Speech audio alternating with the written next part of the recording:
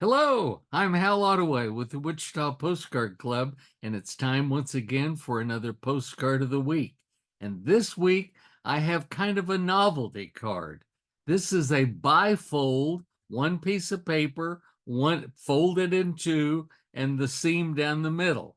I just think it's remarkable that it was delivered this way and it was sent this way, not stuffed in an envelope, but seeing is believing. So I'm going to show you both sides of the card. And this is a bifold card showing the park. It's the Krug Park, Krug. The G got kind of lost in the folding the card back and forth over the years. But I looked it up and seen in Krug Park in St. Joseph, Missouri. You can see it's an amazing grouping of architecture and fancy, really nose in the air gardens, so to speak.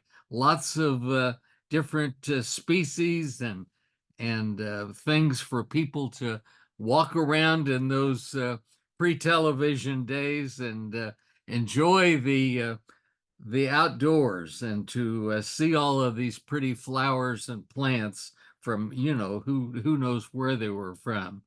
But I'm not going to go on and on about the Krug Park, but it was at one time, say like in 1902 or 3, I think, it was owned by a brewery, and they had a hot air balloon there, and they had a little bit of amusements to go with the setting. But it's kind of in a nicer part of town with big homes, and that I did learn. But turning the postcard over and seeing how it was written on in pencil, both sides, and it was mailed in 1911. So that's way several years after the postal laws had changed. So you could write on the address side as long as the message was to the left and left a clear space for the address. I think it's hilarious that this was mailed to a lady, and I don't know if it's Best or Bush or what, but Best or NH. She lived in Medford, Oklahoma, and that's all it took. Talk about everyone knowing everyone in Medford, Oklahoma, or at least those guys at the post office, or ladies and gentlemen perhaps working there.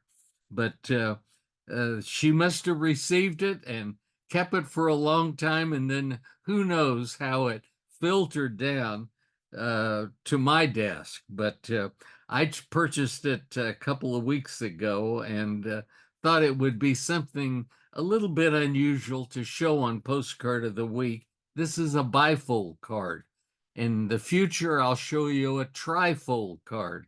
But these, as you can imagine, they're not rare. They're just a little bit unusual, and they're interesting from a standpoint of postal history and postcard collecting.